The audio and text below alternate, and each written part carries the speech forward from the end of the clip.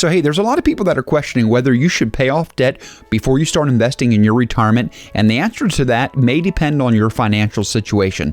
So make sure you watch this video to the end and subscribe to my channel so you don't miss my weekly videos on finance. So I've done some research, and when it comes to paying off a loan or investing in your 401k or your retirement, you first of all need to take inventory of your financial situation, and you need to determine how much outstanding debt you have and what the interest rate is on your loans. Because according to Fidelity.com, if you have a high DTI, which is debt to income ratio, and you may have interest rates that are over 6%, you should probably go ahead and put the bulk of your money on the loans until you get it down to a more manageable size. And the reasoning behind this is very simple.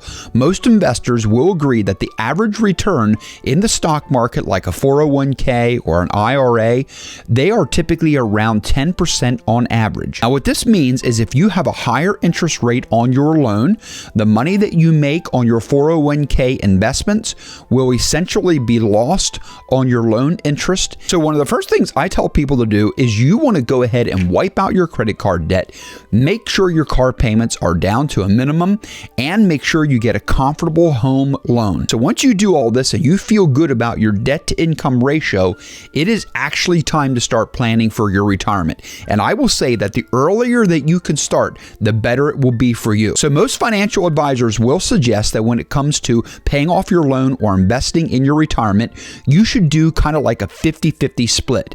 What this means that if you pay an extra $100 a month on your mortgage, you should probably start investing about $100 a month in your retirement savings. And the reason you do this is so that you can work them simultaneously together, because if you don't, you're going to fall behind on one versus the other. So for me personally, when I was starting out, I wanted to get rid of my debt. So I did more like an 80% of my debt reduction and 20% investing for retirement. And the reason I did this is I wanted to be debt-free. The only thing that means for me, now that I'm debt-free, I have to play catch-up on my retirement. But I'm disciplined and I can go ahead and make that work. So one of the first places you want to start, if you want to go ahead and start investing for your retirement, is take a look to see if your employer actually has a 401k. Because typically, if they have a 401k, they are going to do a match of a certain percentage of the income that you contribute.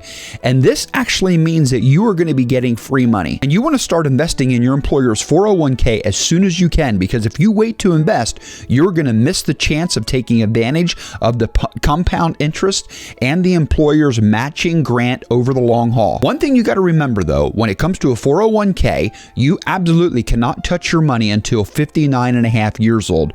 So whatever money that you put in, it is there for the long haul. However, I suggest when you get started to start with like a 5% contribution in the beginning and then gradually bump it up to maybe 20%. Another option that I really like when it comes to investing for retirement is an individual retirement account.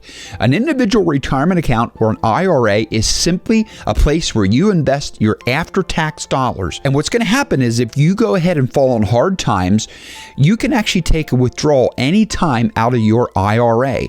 But one thing you got to remember is you're going to absolutely have to report that on your income, and you're going to have to pay taxes on that. So when it comes to opening an IRA, you can do this at any time at your convenience. You can simply stop by Fidelity, Charles Schwab, or Vanguard, or some stockbroker and get started. And it's a very simple process. Now here's the deal. If you don't have an employer's 401k and you don't like the IRA option, you can always contact the stockbroker in your area, and you can actually start investing cash into the stock market for your future retirement. Now, one thing I would say is I would highly recommend having them guide you through the process and picking your stock portfolio and figuring out your risk tolerance depending on your financial situation. So they're going to basically be the manager of your stocks, and what you're going to do is you're going to deposit money into their accounts, and they're going to do the buying and the selling and all the transactions for you, so you don't have to worry about losing money and having any of the headaches that go along with it. So one of the first things you can do before you go ahead and start investing into retirement saving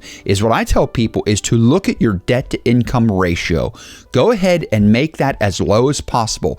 Get to have a comfortable lifestyle. And once you're at this comfortable lifestyle, start investing in a 401k or an IRA as soon as possible so you can take advantage of that compound interest. So go ahead and let me know in the comments below what you're doing for retirement, and make sure you subscribe to my channel so you don't miss my weekly videos on finance, and we will see you in the next video.